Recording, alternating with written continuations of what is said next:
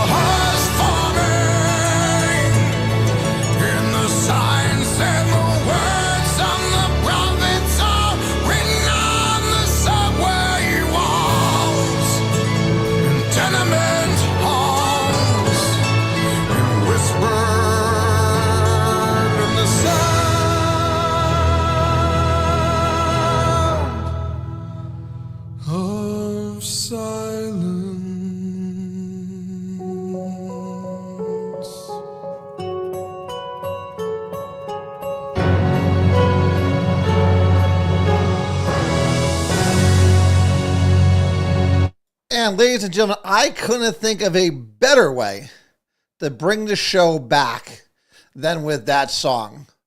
Because silence is the killer of any democracy. When we sit back and allow the government to run wild as it is now, and we're going to talk about many facets of Meriden that has, I guess, just do your own thing and, you don't have to worry about it. We're going to hire Brian Daniels as city manager.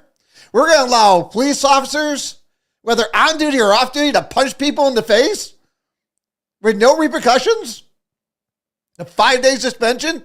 Oh my God. So while we were sleeping and while we were being silent over the last month and a half that we weren't here, complete chaos is going on. And unless we use our voices to sit there and say, no, this isn't allowed, this isn't what we should be doing, then we're just as guilty as them trying to hide and sweep everything under the rug and allowing the city to not go to a national search and just hire Brian Daniels. Again, we're going to talk about that really in depth over the next hour. And then we're going to tackle the Gaynor incident up in Rocky Hill. But before we do that, let's get formalities out of the way. I am Joe Vollano. I am your host and your guiding light. Back, I feel like it's been forever. It has been 6 weeks. I believe that since our last episode. And in those 6 weeks, Meriden has gone straight to hell. And I thought it was so important to make sure we do a show today. I wanted to do one last week over when the State of the Union address. And I thought that was actually what we were going to talk mostly about tonight until all this started happening. But this is absolute madness, what's going on around the city. And again, the song at the beginning of this show, The Sound of Silence. We're silent in this city. We're not waking the people up that we need to wake up. Our Civilian Review Board, where the hell are you? What are you guys doing? This is now the second incident the Civilian Review Board should be demanding to take control of, or at least review. And we're going to get into that too. Because again, if you remember, I was one of the biggest opposition to the Civilian Review Board. But we have it. So let's use it. And there are now 2 incidents. The Tim Coons incident that we all sat here and watched. We all sat here and watched that body footage together of Tim Coon getting special treatment. Now, I don't know which Officer Ganter video you watched. Now, I have watched the full body camera. I have not only watched the dash cam, I have also watched all the footage of the Rocky Hill Police Department's contact with him at his house. And I tell you what, again, no civilian would get that kind of treatment that Ganter got. And for the police department and for the mayor's office to turn around and say, well, he was off duty, we're going to get into that part too. Because I went back and looked at what the obligation of the Civilian Review Board was. And I went back and looked at everybody's notes. And any internal investigation, they have rights to review. Now, they can sit there and say, well, this is an off-duty matter. No. Internal affairs at the Meriden Police Department investigated and reprimanded Gaynor. So, under that, the Civilian Review Board has full authority to review it. But we're getting ahead of ourselves. We're going to talk about that at the end of the show because I think that could go on for a long time. But this show only works best when you guys are all involved and you guys are all joining in on the discussion. So if you want to give us a call, 203-805-2520, or you can email us straighttalkjv@gmail.com. And of course, if you're on any of the social media networks, you can just log in to the message board. And I see you guys are already up and running. So let's talk about Brian Daniels first.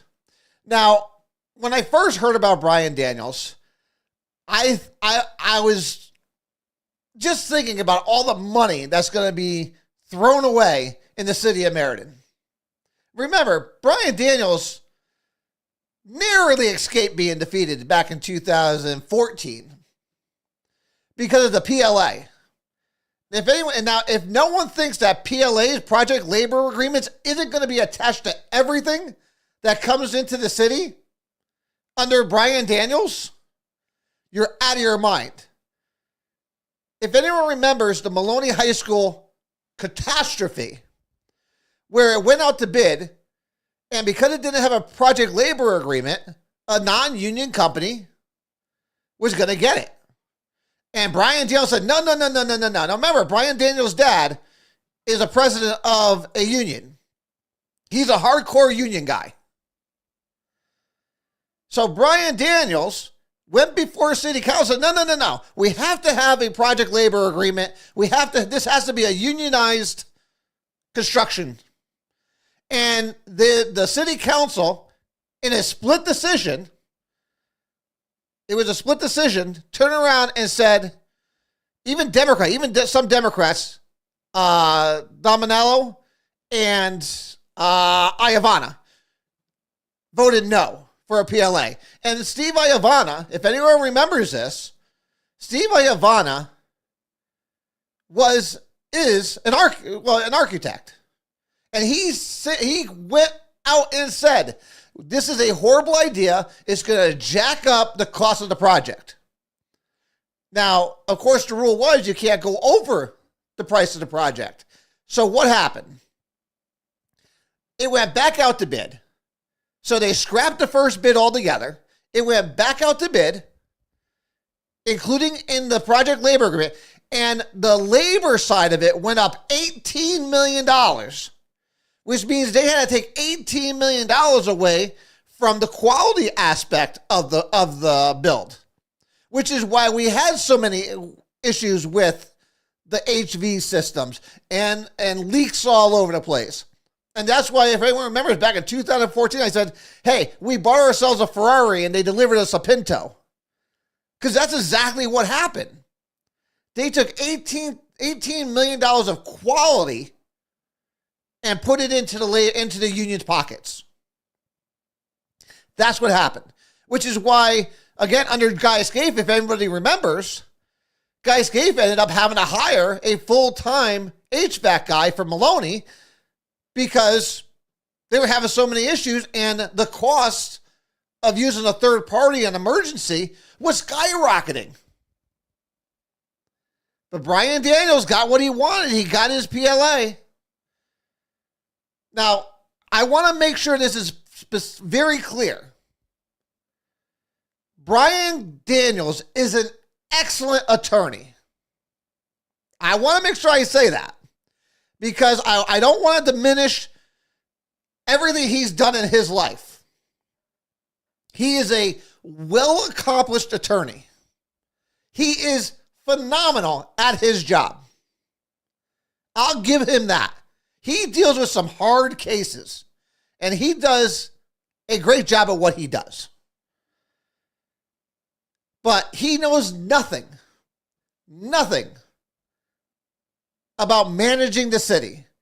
Being a city councilor is not managing the city. It is totally different. And I would say the best and worst thing about him is that he's lived in Meriden his whole life. And why do I say that? Listen, I said this many a times. When you've grown up here, I'm sorry. A lot of you are nose deaf to what's actually going on in this city. You don't even see the corruption anymore. You don't see the backroom deals anymore. You guys see it as second nature. You guys just see it as, this is how it's always been, Joe. That's the answer I get. It's always been like this. This isn't how it's supposed to be. This is not how it's supposed to be. But you're all blind to it. You're all numb to it. It's really scary to think about. And I see people online saying, well, he grew up here. He's invested in this. No, he's been part of the problem for all these years. He's been part of the problem. And you want to give him the keys to the city? Are you out of your mind? Ladies and gentlemen, this cannot stand. And I will say this, I'm talking to you Democrats. I'm talking to, again, and Joe, I'm talking to you directly. Fontanella, I'm talking to you directly. Because I think you are the two sane. Yeah, I guess that's a safe word to say. You're the two sane city councilors on the Democratic side. Maybe even Cardillo. We'll see. I had high hopes for Cardillo. We're gonna find out here. We should be taking this to a national search.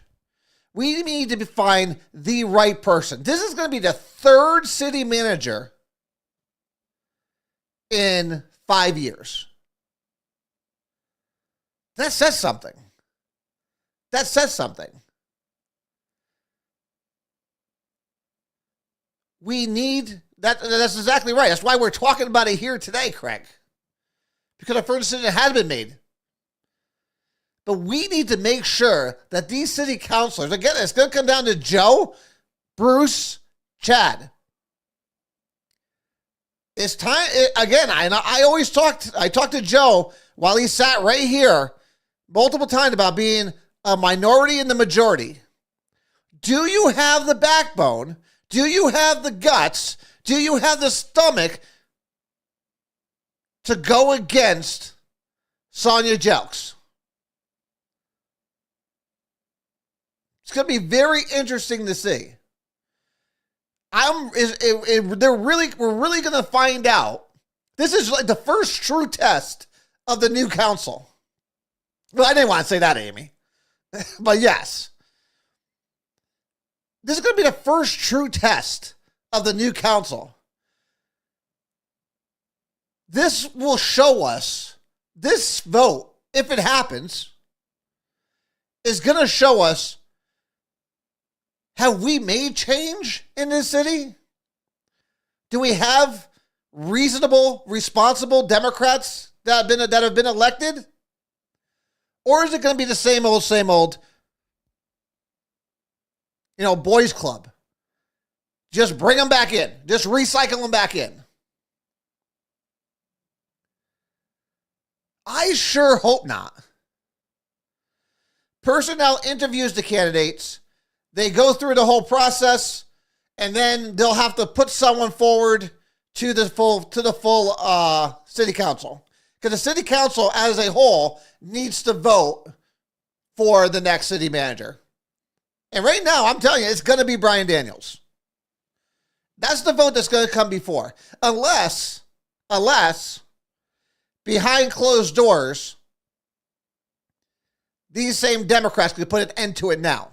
And of course, Republicans and we the people have to be on board with that also. And I cannot imagine a Republican or Bob Williams going for this. I can't. If that was to happen, you might see my freaking head explode. You might see my head explode. So, it'd be unbelievable, but I highly, highly, highly doubt that's going to happen. And I haven't talked to any of the city councilors about it. I've been so busy these last 6 weeks. It's been crazy. I wish we could have done this earlier. But here we are. Brian Daniels would be a catastrophe for the city of Meriden. It would basically be saying the same old thing is fine. Yeah, jokes, they know they're not going to get Morgan. Yeah, Morgan, there's no way Morgan's going to get in. He wouldn't be able to pass that in. Listen, I tell you what, do you know what killed it for Morgan? I'll say this. When he ran for city council. When he ran for city council and got demolished.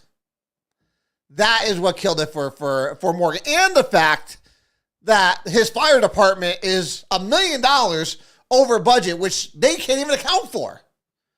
So, yeah. So, Morgan to be good. Morgan doesn't have a stand a chance. But, I went back and looked at Daniels, and I can see Daniels is ready to retire. This is Daniels' retirement. So, because again, I don't want to diminish Brian Daniels on how smart the man is. I don't. Because the guy is freaking smart. He is far, far, far from stupid. But the way he thinks about politics is scary. Is scary. I mean, Harvard Law. You can't get much better than that. And he does municipal law, but that's not running a city. So these are all the things they're going to throw out at you. They're going to sit there and say, listen, he went to Harvard. We're so lucky to have him here to want to do this. He wants to give back to his city once again. And if you're in the middle class, he got you all pretty good back in 2014. He practices municipal law. These are all the things you're going to hear from Democrats trying to tout him up. Being a lawyer is not the same as being a leader in a city. Managing a city is not the same. And while he may be a terrific lawyer, he would not be a terrific city manager. You have to be able to put those two things aside. And the fact that he's just a pompous ass. So,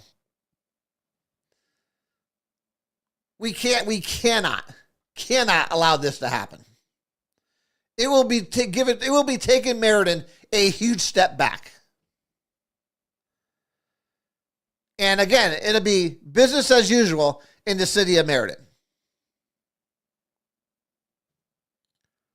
But like I said, this is Brian Daniels' retirement.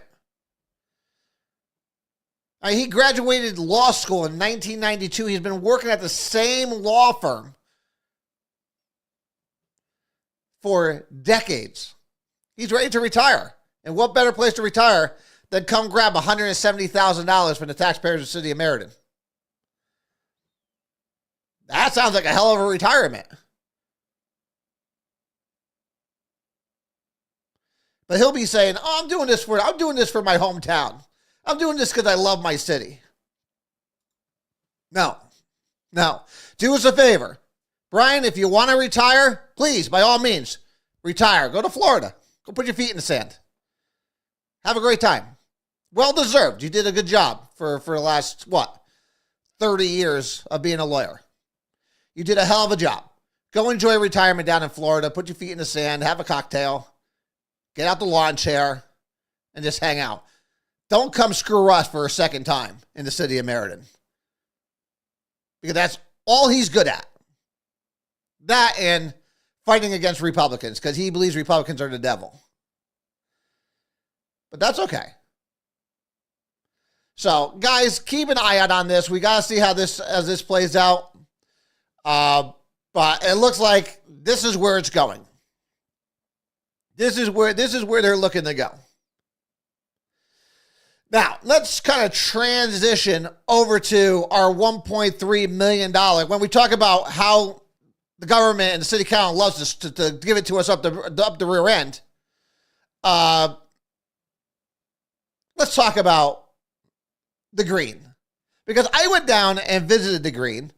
If anyone remembers the last time we had a discussion, the last time I was here, we talked about how Rhodey came online and said, well, no, $1.3 million. Most of it's for cleaning up the site of the new bathroom because it's contaminated. And my first question was, okay, well, didn't we already clean up the Green when we constructed the Green? I mean, they're only putting a slab down. So I went to city council. I think the night after I went to city council, and I brought this up during my 3 minutes that I have to sit there and ask questions. Of course, Rhodey wasn't there, but it was amazing because every city councilor that came out to me afterwards was like, I had no idea any of the money was for cleanup. I had no idea we still had contaminated soil there. So Kevin Scarpati, of course, seemed to be annoyed at my question. Turned around and says, well, that's ridiculous, Joe. It's capped. It's capped. My first question was, okay, well, how far down did we go? How far down did we dig before we hit contaminated soil? And nobody could tell me. I went to planning. I went to engineering. And I'm trying to find blueprints of the Green. What did they use to cap the Green? So then I went to the EPA website, looking up everything I could find out about capping. And there are certain different ways of capping something depending on how contaminated it was. And I cannot find anything, not from La Rosa. I went to La Rosa trying to find blueprints on what they did there. Nothing. I went to City Hall, could find nothing. How deep? Remember, they're only putting a slab there. In the deepest part of that slab, which is near the sidewalk side, it goes down 16 and a half inches. Trust me, I went there with my tape measure and I taped and I checked it. On the far, if you're looking at the amphitheater, on the left side is where the sidewalk is. It goes down. And then on the other side, it's a little bit higher up. And above the ground, it's only 4.5 inches. So it's on a slant when they leveled it. So how far down did they have to go before they hit contaminated soil? And depending on what they used to separate the contaminated soil from the clean soil, determines how much water it could take on before it hits that contamination and brings it back up. But no one seems to have the answers. And the state turned around and says, well, go to engineering. All the blueprints should be there. I could find nothing. And trying to get answers out of anybody in City Hall is like trying to pull teeth.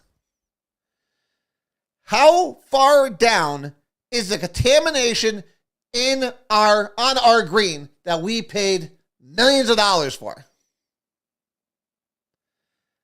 Because we go down less than 20 inches, and obviously we're hitting contaminated soil that apparently no counselor knew about. No counselor knew anything about it. And they all looked dumbfounded. Have you guys looked into it? I bet none of you have. These are the things we're talking about. the counselors didn't know that money was being used for contamination purposes in this toilet that we love to waste money on. But yet at the same time, none of them are willing to ask any questions. Plausible deniability. I don't know nothing. I know nothing. So when the shit hits the fan, which I'm going to imagine it's going to at some point, because at some point we're going to get these documents. At some point, the shit's going to hit the fan, and nobody wants to be held left with the bucket. So we're not done with this whole Meriden Green bathroom situation. Rhodey still has not clarified what he was talking about.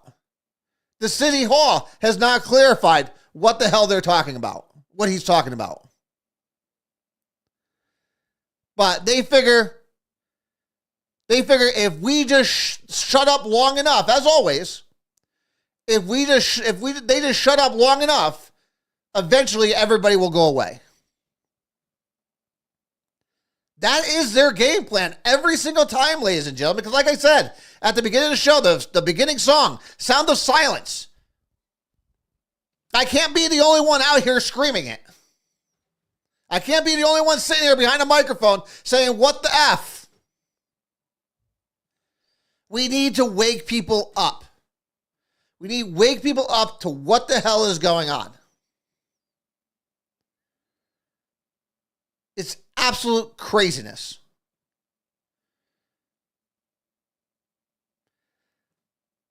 Let's get to why most people are here tonight. Because I tell you what, since March 5th, my email has been blowing up about this whole incident with Gaynor. I've reached out to a lot of different people.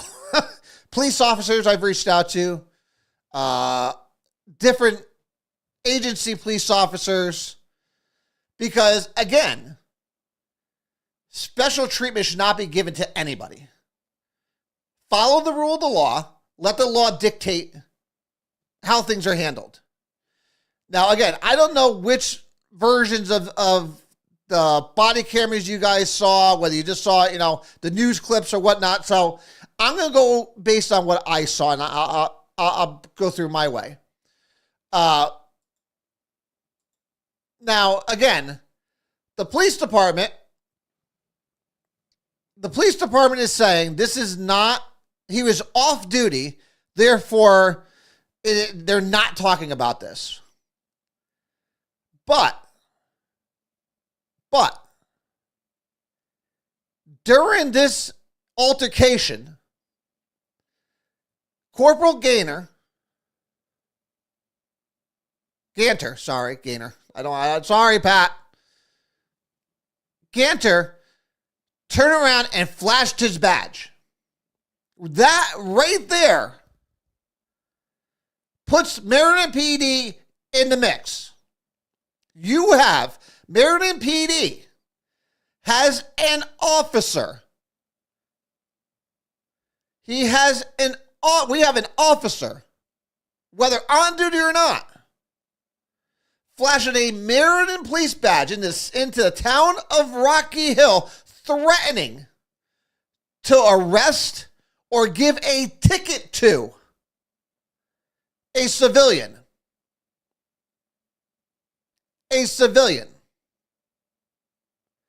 Where he has no jurisdiction to do any of that. So for the Meriden Police Department to turn around and say that this has nothing to do with them is complete and utter bullshit. Complete and utter bullshit. And Chief Rosado, Captain Manon should be making statements about what happened here. Because it's on video what happened. Now, again, I don't know which ones you guys saw. Most people have not seen the Rocky Hill body cameras when they approached him. And this is the part that is troublesome to me. He lied. He tried to lie about it. Now, if he had just manned up and said, I lost my temper, sorry, my bad. If he had just admitted to it up front, even I would be sitting here today saying, you know, we all screw up once in a while. Everybody has a bad day. But he tried to lie about it. And if he lied then, what else has he lied about? Now, for the mayor to tell members of the Civilian Review Board, the gun, all right, he had a gun. He had his issued gun. It was in his bag on his seat. He didn't have it on him at the moment. But that's here or there at this moment. If he had just turned around and admitted to it and took it like a man and probably apologized, they probably, the guy that he punched probably would have let it go too. But the fact that he lied about it opens up a whole new can of worms for him. Because now, not only do you have a sworn officer who is being entrusted with the lives of every Meriden citizen, he's entrusted that he is going to do the right thing, treat everybody the right way, but yet you're going to sit there and assault somebody and then turn around and lie about it?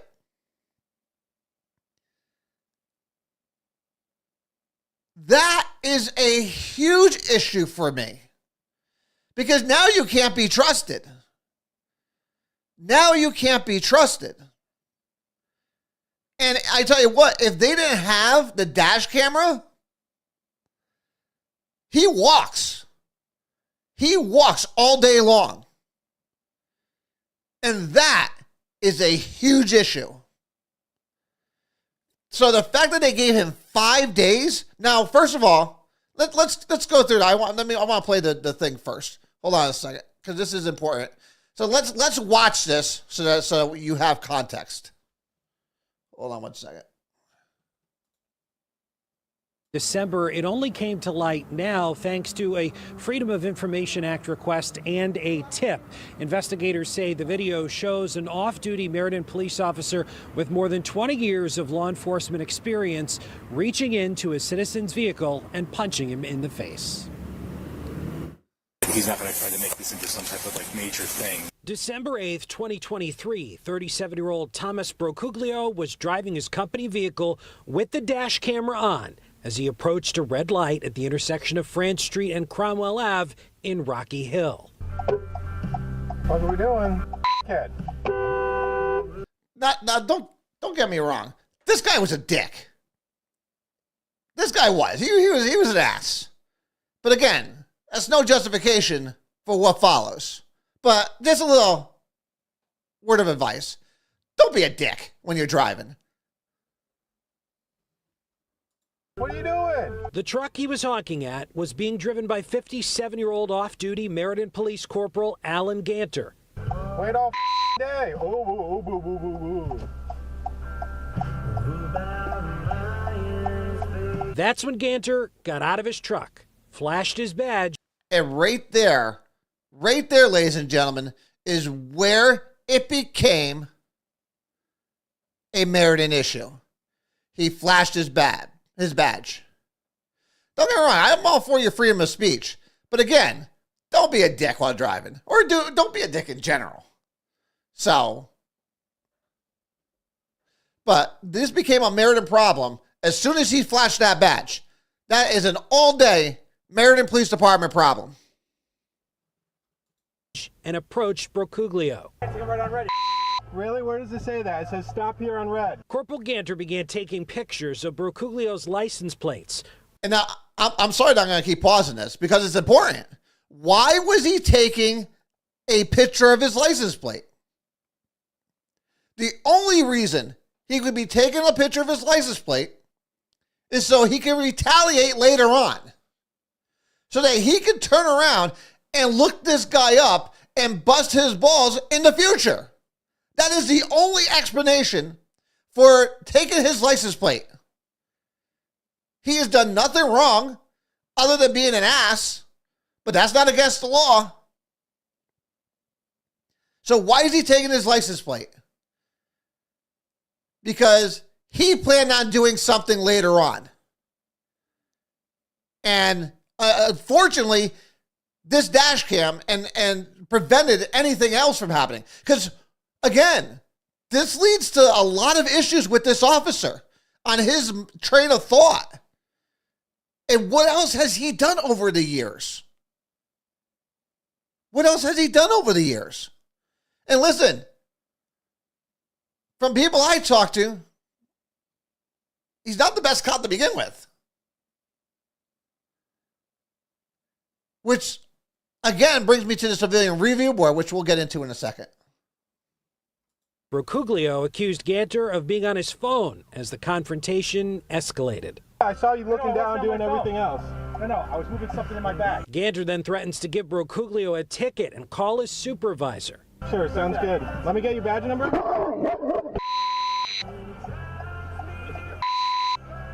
want to get arrested? You're going to get arrested for assault on a civilian. Ganter drove away as Brocuglio placed a call to Rocky Hill Police. Rocky Hill 911, the address of emergency. Yeah, I was just assaulted by a police officer who punched me in the face through my window. Rocky Hill Police responded and generated this incident report, saying the punch left Brocuglio dazed and possibly concussed. Rocky Hill Police made contact with Ganter at his residence. The interaction on body camera. Is he pressing charges against me, like for breach? Yeah. Like because I yelled at him and stuff? For assault, because you hit him. He's saying that I hit him. Bang. And right there, to me, is a career ender. Right there is a career ender because he was trying to play it off like this guy was crazy and that I never hit him. He's really making a big deal out of this. This right there takes you off the street because you cannot be trusted at all. And again, is why the Civilian Review Board should be looking into every single incident he has had. Every single complaint that has come into the department for him, they should be re-looking at. That's what the Civilian Review Board should be doing. And the Civilian Review Board should be looking at this case here and the punishment. And I think the Civilian Review Board should get off their asses and do their job and stop listening to what the mayor's saying or what city council's saying. You guys were brought in for this kind of incident is what you were brought in for. This is what you were created to do. An internal affairs report was created. You have every right to sit there and review it. I mean, I know why the Civilian Review Board was really put into place. I know the real reason. I think we all know the real reason. And I'm hoping that they are going to prove me wrong here. Because I tell you what, if that driver was a minority, shit would already hit the fan around here in the city of Meriden. Sonya jokes would be all over the place.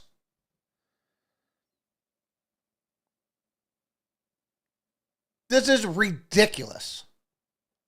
It's ridiculous that that the Civilian Review Board has not been standing up screaming, give us this case. we're going to review it. Let's continue on with it. And he has video that you hit him. Then Ganter asks officers if he can charge Brocuglio. And there's nothing where I can press for breach of peace for him yelling, I mean, whatever it is. Ultimately, Ganter, who is know. a school resource officer for the Thomas Edison Middle School, was charged with breach of peace and assault. I'm Matt Karen with Fox 61 News. Okay. We'd like to talk to somebody about Officer Alan Ganter punching a civilian in the face. We were told someone from Internal Affairs would speak to us, then told no one was available. No one's available to come up. Meriden Police did send Fox 61 a statement saying an Internal Affairs investigation determined Ganter... Right there. Right there. Civilian Review Board. Civilian Review Board is right there in writing. An Internal Affairs review was done. Your whole reason of being formed was to review Internal Affairs reports on their own. It's your whole purpose. Yet, they sit silent. Silent, silent, silent. The sound of silence. And we wonder why our city is screwed up. Did violate the Meriden Police Department's rules of conduct, and as a result was suspended for 5 days without pay. Wow. And will be required to attend de-escalation training for 3 consecutive years. Which he's already required to do. Maybe not maybe every year for 3 years, but he's required to do de-escalation training. He's already required to do that. That's like saying, Tim Coon couldn't drive his car for 3 years. They love the 3 years, though. I give him that. At least you're consistent in the city of Meriden. Everything's 3 years. Tim Coon can't drive a city vehicle for 3 years. He has to go do de-escalation training for 3 years that he already has to do. It makes it sound like they're doing something when they're doing absolutely freaking nothing.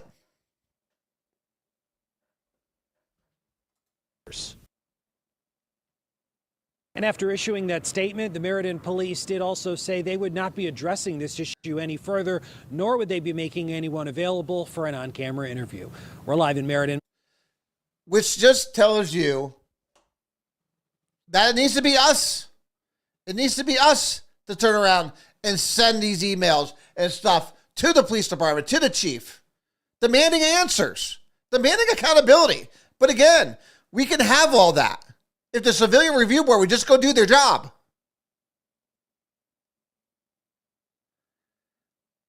If the Civilian Review Board just goes and does their job. So, I mean, that's literally that's where I'm placing everything that happens next is on the CRB. If the CRB allows this to just go, like they did the Tim Coons thing, I don't want to hear a word out of the CRB.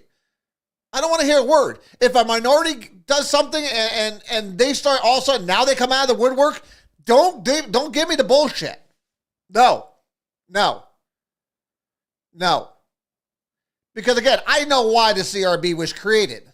And I look at everybody that's on the CRB, 90% of them are race baiters. There are a couple of good ones. And then there are a couple of good ones that I've talked to that are asking the same questions that I am.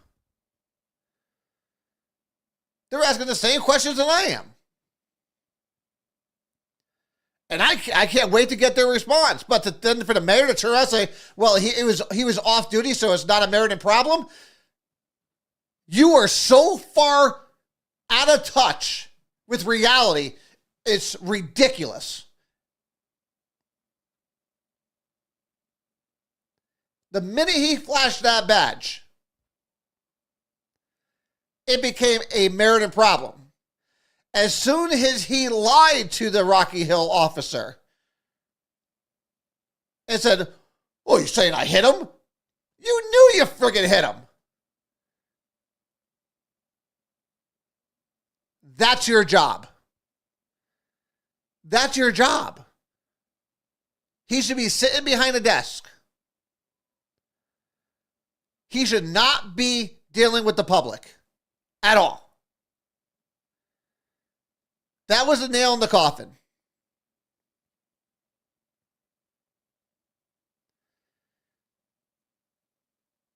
But we all know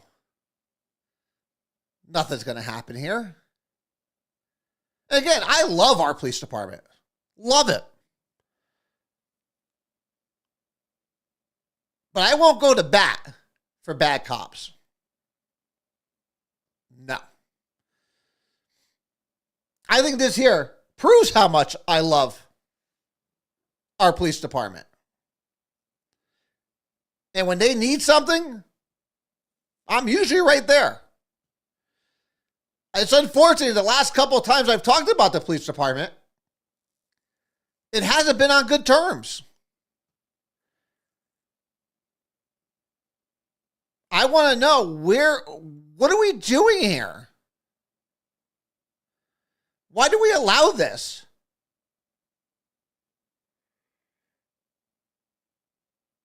No, you're absolutely right, Alan. He didn't. And the crazy thing is, all these things are adding up to the demise of Meriden. Even Democrats see it. Even Democrats are finally admitting. Now again, they still vote the same way because they hate Republicans more than they love their city. Robbie DeRosa is a prime example of that. Robbie DeRosa, if no one sees Robbie DeRosa online, starch Democrat, hates my guts, which I'm fine with. A lot of people hate my guts, and I'm perfectly good with that. Starch Democrat, always votes Democrat. Even he had to admit on a post, well, our city's been diminishing for years now, for decades now. It doesn't matter. That was what he posted. And I immediately saw it, and I had to respond. I don't usually respond to many things online. But I had to respond to it. I'm like, wait a minute here. Are you telling me, as a starch Democrat, as someone who tells me to F off basically almost every time I see him, that you're admitting that Democrats do a horrible job at running this city? Yet you still sit here and promote them and vote for them? That doesn't compute with me. Listen, if I don't like a Republican and I think they're bad, they're bad. I won't vote for them. Because I love my city, I love my state, I love my country a hell of a lot more than I love the title of Republican. I'm not going to vote for a Republican just because they're a Republican if they're a horrible candidate. I won't do it. I've proven I won't do it. But that's how crazy some of these people are. Their hatred for Donald Trump is a prime example of that. Their hatred for they'd rather see the Constitution ripped up and thrown apart away as long as they could take Donald Trump down. They care more about destroying one man than their own country. And again, Robbie, you can't write something like that and then still vote for them. It just tells me that you're insane. You are literally insane. But that's how a lot of Democrats in this city look at it. A lot of Democrats in this city are so blinded by their hatred of Republicans, Trump, you put it in there, that they'll do anything. They'll let their city go to shit just to sit there and say a Republican wasn't elected. It's so mind-boggling to me because I I can't understand how somebody would do that. I mean, I don't hate anybody that much. I don't hate Democrats that much. I don't hate anybody that much.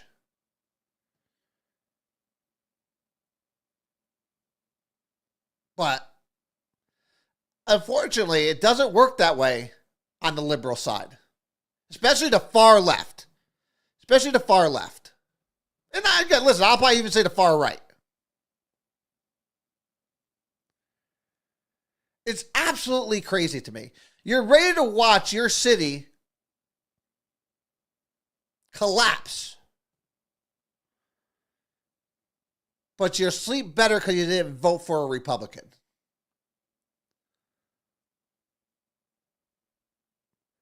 I mean,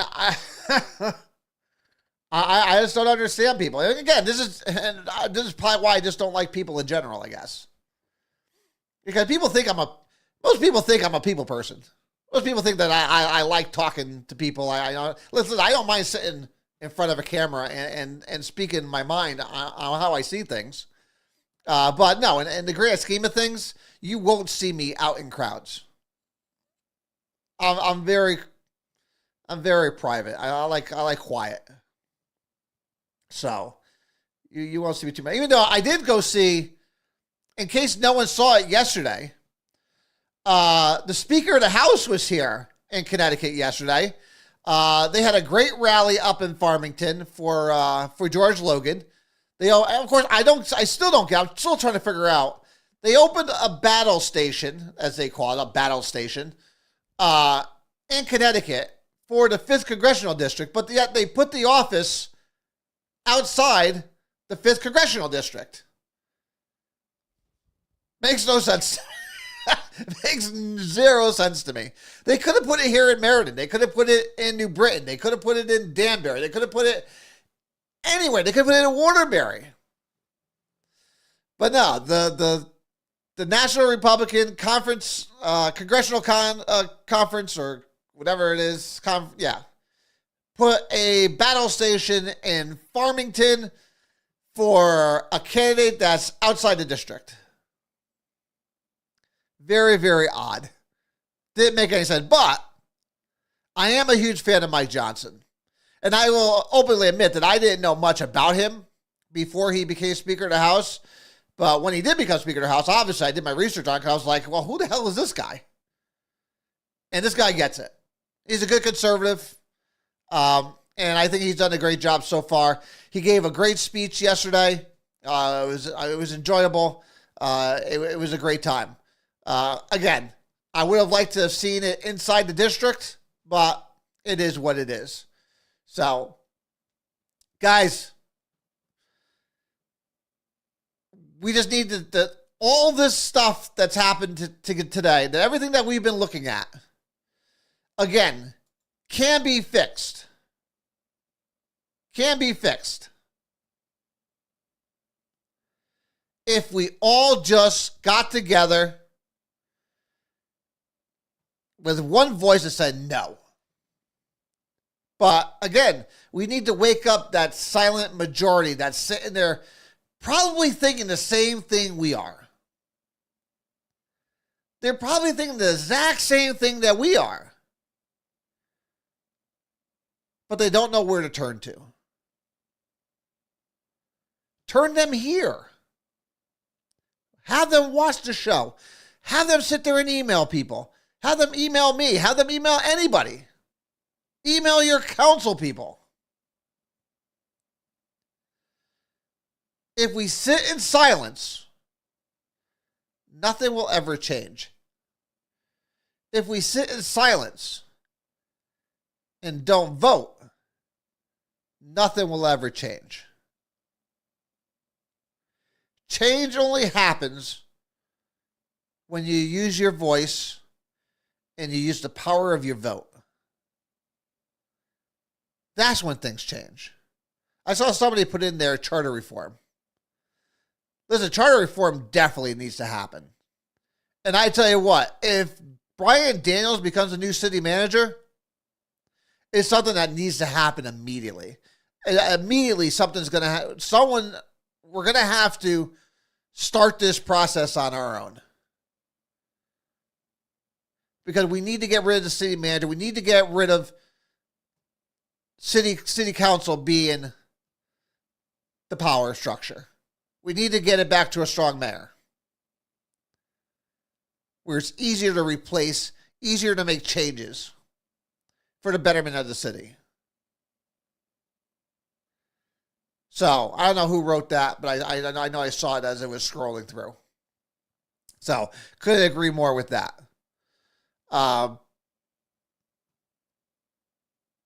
We're going to do a show again next week. Let's make sure. And then we're going to be doing some shows from, we're going to have to do a new studio. We're going to have a mobile studio.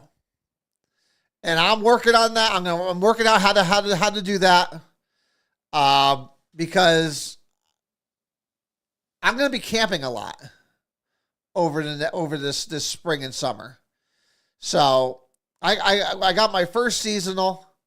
So I'm going to be camping a lot. And I'm going to have to get a remote satellite location so that we can do a show from Ashford, Connecticut. So that's going to be a lot of fun. So I'm working all that stuff out. I got ideas in my head on how we're going to do this. It's going to be outdoors probably. I don't know how. I mean, I probably could do it inside if it's raining. But yeah, we'll work all that stuff out. So I do want to try. I don't want to do a 6-week lapse. That's a little bit too much. There was too much going on that we're not getting to, i.e., the State of the Union address, the border, which is an absolute friggin' disaster that I wanted to talk about. So we have so much other stuff to do. So next week we will be here. No, next week is Easter. Easter, I believe. No, it's Palm Sunday next week. So we will be here next week. So next week, 7 o'clock, same time, same channel. We will be here. We're gonna get updates on what we talked about tonight. And I do want to touch a little bit of the national politics, the Supreme Court stuff going on. So the Willis down in Georgia stuff I wanted to talk about. But all this stuff we're going to talk about again next week. So when we have a little bit more time. But until then, guys, as always, I love each and every one of you. I do. I may not like people, but I do love you guys. And I do what I think is best for the people. Listen, you don't have to agree with me, which is fine. As long as we can sit here and have a conversation, I think half the battle is already done. We could agree to disagree. Again, I'm going to be putting some pressure on these Democrats on city council. First test. Here's the first true test on giving us an indication on where you're going to move our city. Are you going to move it towards the center more? Or are you going to let it go far left with bringing Brian Daniels on as city manager? I hope you don't do that. I guess we'll find out over the next couple weeks. But until then, guys, love you. God bless you. And I will see you all again next week.